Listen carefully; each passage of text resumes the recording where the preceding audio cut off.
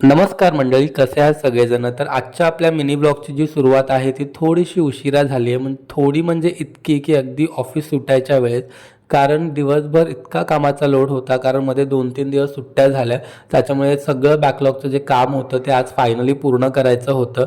त्याच्यामुळे दिवसभर मोबाईल घेऊन शूट करायचं लक्षातच नाही राहिलं. म्हणून म्हटलं चला जाता जाता तरी व्हिडिओला आपण सुरू करूया. काही नाही, सगळं काम वगैरे संपवलं आणि आता निघालोय मी घरी. म्हणजे दिवसभर कितीही वर्कलोड असला ना तरी घरी जाण्याची जी एनर्जी असते ती वेगळीच असते, वेगळाच उत्साह येतो अंगात. कारण घरी आपली सगळी माणसं आपली आतुरतेने वाट बघत असतात. घरी गेल्या गेल्या सगळ्यात पहिले चार्वीकडे गेलो, तिला घेतलं, तिचे थोडेसे लाड केले आणि मग हातपाय धुवून देवाला दिवा लावला, देवाचं नामस्मरण केलं आणि मग आम्ही रेडी होऊन गेलो बाहेर. कारण आज आमच्या मॅडमना खायचा होता पिझ्झा.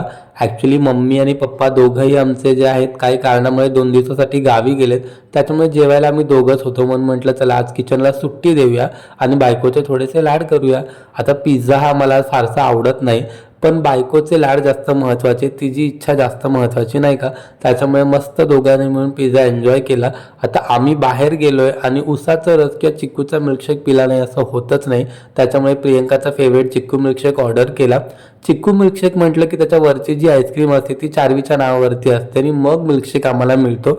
आता आम्ही आमची डेट जरी मस्त चिक्कू मिल्कशेक आणि पिझ्झा खाऊन सेलिब्रेट केली असली तरी चार्वीच्या नशिबात मात्र घरी गेल्यावरती दूध भातच होता, कारण तो तिच्यासाठी सध्या हेल्दी आहे नाही का. चला, आजचा ब्लॉग कसा वाटला हे कमेंट करून नक्की सांगा. आता भेटूया उद्या. Bye bye.